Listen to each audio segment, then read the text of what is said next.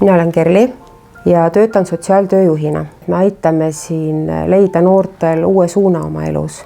Lapsed satuvad siia ikkagi kohtumääruse alusel.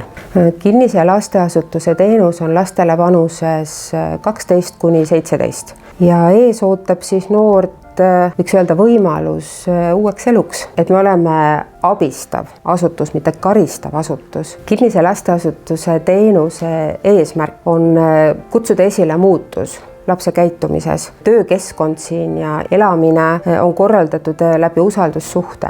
Muutus saab alata sellest hetkest, kui noor tahab muutuda. Ainult niimoodi on see võimalik. Omandatakse uusi oskusi, õpitakse tulema toime oma emotsioonidega, õpitakse uusi käitumismustreid, kus tarvis siis kasvatajad suunavad, korrigeerivad noorte käitumist ja hästi palju tunnustame, et läbi sellise kiituse ja tunnustuse on võimalik seda muutust luua. Tule meile tööle, koos saame muuta noorte elusid paremaks.